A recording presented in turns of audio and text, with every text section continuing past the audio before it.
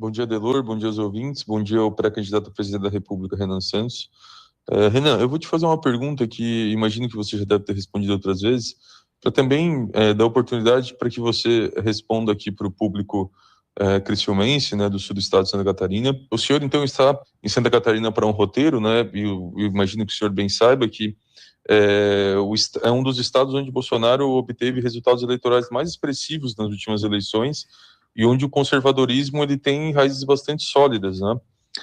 Dito isso, o senhor também representa uma direita que se pretende também diferente da direita bolsonarista. Eu gostaria que o senhor fosse bastante específico em apontar algumas diferenças concretas em relação à direita bolsonarista, né? Talvez, se for possível, mencionar algumas questões ideológicas ou de método, né, programáticas, entre aquele projeto que o senhor defende e o que a gente já sabe, né, que é o projeto bolsonarista. E como o senhor pretende convencer um eleitorado que, por exemplo, esse de Santa Catarina, em grande parte, ainda se identifica com Bolsonaro, de que essa diferença entre vocês é bastante relevante? Beleza? Obrigado, um abraço. O Arthur procura aprofundar um pouco mais a conversa.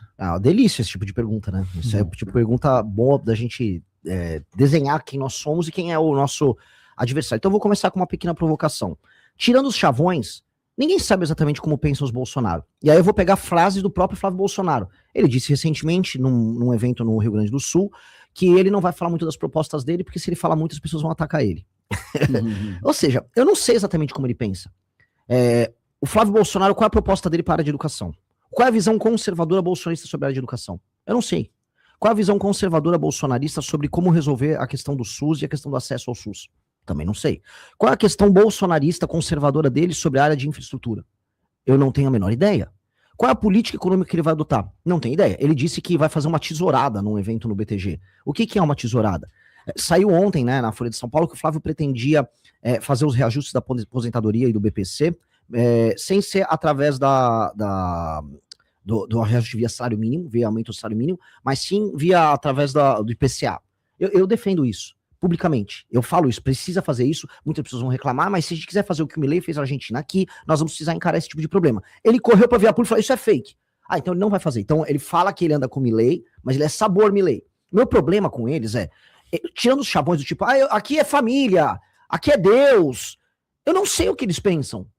Eu não tenho a menor ideia, ninguém tem a menor ideia. O Carlos Bolsonaro quer ser senador aqui por Santa Catarina. O que o Carlos pensa sobre os problemas de Santa Catarina, sobre o Pacto Federativo? Qual é a visão conservadora do Carlos Bolsonaro sobre isso? Ninguém sabe. Ninguém sabe porque são apenas chavões. Então eu já começo falando minha primeira grande diferença. Nós somos substantivo, não adjetivo. Falar que eu sou conservador, para eles é um adjetivo.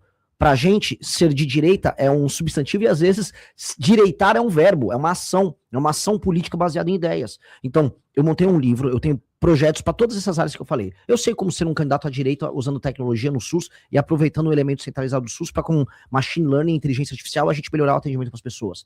Eu sei como resolver o Pacto Federativo para fazer com que o povo que trabalha e produz, como por exemplo o povo de Santa Catarina, não seja permanentemente roubado e esse dinheiro não vá para um prefeito vagabundo lá em Alagoas ou no Maranhão gastar com qualquer coisa e não melhorar a vida das pessoas lá. E aquelas pessoas terminam migrando para cá e gerando problemas, inclusive políticos, nacionais. Eu sei como tratar disso, eu vou tratar disso, eu não vou ter vergonha de fazer esse tipo de tema. Esse tipo de coisa, que é uma diferença de mérito, de postura, de formas de encarar os problemas, já nos diferencia como água e óleo deles. Eu vou falar dos grandes temas nacionais, eles não vão. O problema é o seguinte, o bolsonarismo é como se fosse o peronismo lá na Argentina, ou o próprio lulismo no Brasil. É o la garantia soy yo. Não, confia no meu sobrenome aqui que a coisa vai.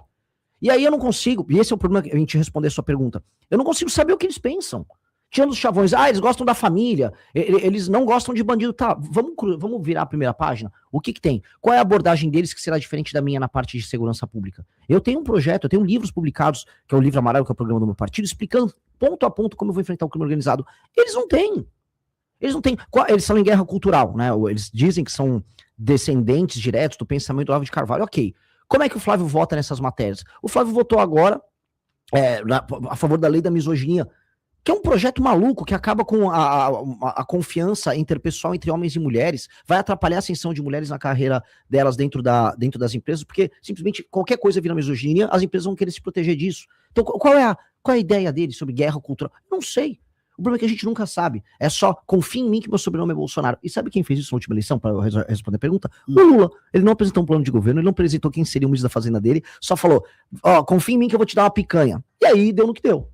O senhor falou que sabe como resolver o problema fazer o enfrentamento ao crime organizado. Como? De maneira muito clara. Nós temos no Brasil um país que ficou muito traumatizado pelo período do regime militar. Houve um trauma. Então, qualquer legislação que fosse muito rígida com o cometimento de crime já era tratado como um retorno aos porões do DOPS, porões da ditadura. E fora isso, houve também uma ascensão de um pensamento à esquerda que sempre achava que a violência estava por conta das desigualdades sociais e a violência, portanto, tinha que ser encarada como uma forma quase de redenção poética da pessoa mais pobre, não sei o quê. Isso é tudo balela. Tá? Estudos sérios, por exemplo, da FGV de 2007, demonstram que há uma correlação muito mais forte entre o menino que comete o crime dos seus 15 a seus 29 anos não ter a figura paterna perto dele, portanto, vir de uma família destruída, do que, por exemplo, o índice Gini, que é a desigualdade social. Ou seja, a desigualdade social é menos importante no cometimento do crime, na formação da mente desse criminoso, do que a ausência da figura paterna. Outra pesquisa que foi feita, muito importante, demonstra que presidiários, foi o Gakia que trouxe essa pesquisa, Pérez Chiquida. Presidiários, eles têm medo, e essa pesquisa foi feita com presidiários, de penas muito altas como prisão perpétua ou até pena de morte, e isso faria eles serem dissuadidos de cometer crimes. Então, o que a gente já sabe é que toda a literatura internacional nos mostra penas mais altas, certeza de punição, e aí você abordar esse jovem dos 15 aos 29 anos, porque a maior parte dos crimes violentos são cometidos nessa época, inclusive com tratamento psicológico nas escolas, acompanhamento, e é por isso que as escolas militares são um sucesso, porque você tem a figura masculina próxima, você começa a diminuir o cometimento de crime. Só que aí tem um outro elemento. A gente ficou errando em políticas públicas de segurança no Brasil há décadas. E aí isso criou monstros. PCC é um monstro, Comando Vermelho é um monstro, e outras facções menores são monstros. No Rio ainda tem as milícias que são monstros. Aí a gente vai ter que dar um tratamento específico para eles. É como se o Brasil fosse um doente, né? A gente tá com câncer, e aí agora a gente vai ter que fazer uma cirurgia específica em alguns pontos. O câncer é a violência como um todo, né? Você tá com as células cancerígenas espalhadas. Só que os tumores, é o Comando Vermelho, PCC. Então, eu vou ter que ter uma legislação específica para isso. Essa legislação dá-se o nome de direito penal do inimigo, que é uma teoria de um jurista alemão chamado Günther Jacobs, que inclusive vai escrever para nossa revista. Um professor, um vovozinho alemão, muito inteligente, trouxe essa perspectiva de que quem não aceita a legislação e a cultura de um país e está permanentemente em cometimento de crime, como, por exemplo, uma organização terrorista, ele não pode ter os mesmos direitos e prerrogativas que um cidadão comum. Se você bate o carro e vai lá dar uma briga na rua, você acaba dando um socão na outra pessoa. Tudo bem, você vai ter que ser punido eventualmente, mas você tem os seus direitos, você tem sua presunção de inocência. Uma pessoa que coloca uma tatuagem em Comando Vermelho, ele não tem presunção de inocência. A gente tem que considerar que ele está permanentemente em cometimento de crime. Essa pessoa tem que ser considerada como alguém que terá que ser abordada para a polícia e já ser presa. Então logo ela seja identificada. Essa pessoa não vai poder pagar fiança, essa pessoa não pode ter progressão de pena, as penas têm que ser mais duras com relação a ela, ela não pode ter audiência de custódia que simplesmente possa liberar ela. Ou seja, ele é um ser anômalo.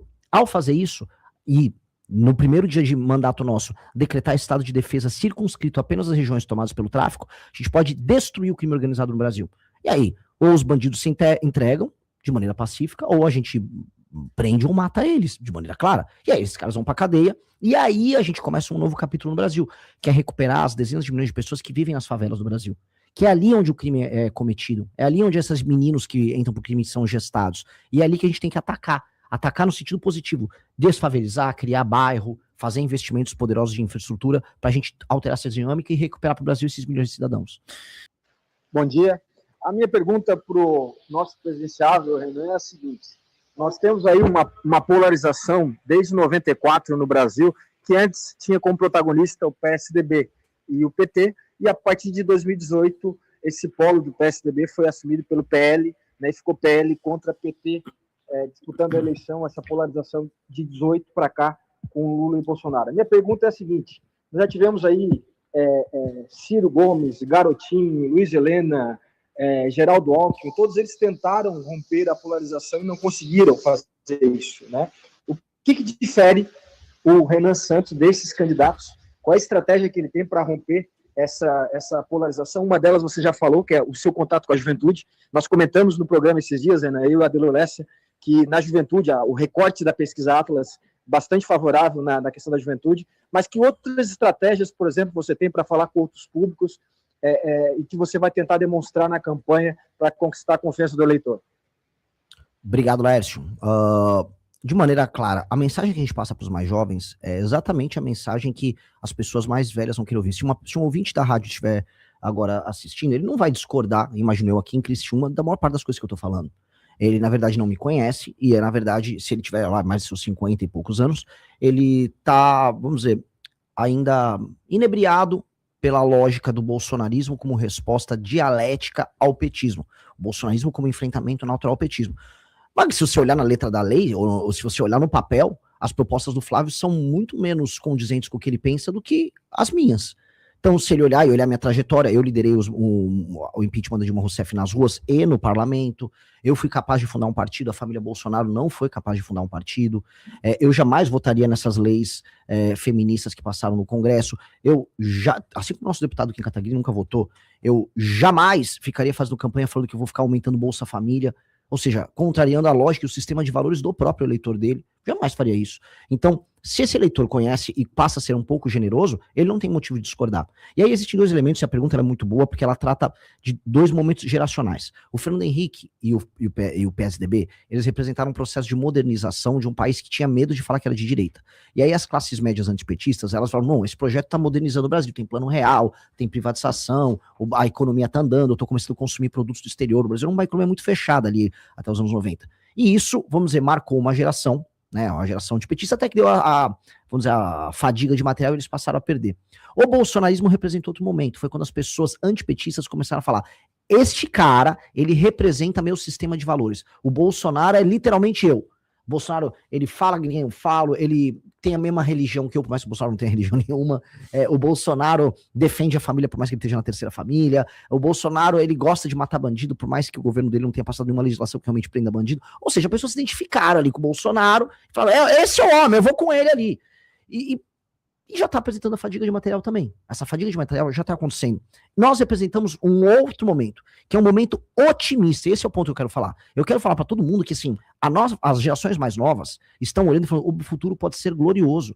O Brasil realmente pode ser uma das 5 maiores nações do mundo, nós temos tudo para isso. E os problemas que a gente padece, eu pago imposto alto, a inflação, ela tá sempre comendo um pedaço do meu salário, os juros são altíssimos no Brasil, andar na rua no Brasil é perigoso. Todos esses são problemas pequenos. Todos os problemas que o Brasil passa são muito, muito, muito pequenos. A pessoa fala, impossível. O problema não é esse. O problema é a vontade de você resolver esses problemas. O problema é você organizar uma força política que saiba o que fazer. O exemplo que eu vou dar, eu já tinha dado o exemplo do câncer. O Brasil, se fosse um paciente, uma pessoa doente, ele é uma pessoa que está morrendo de gripe.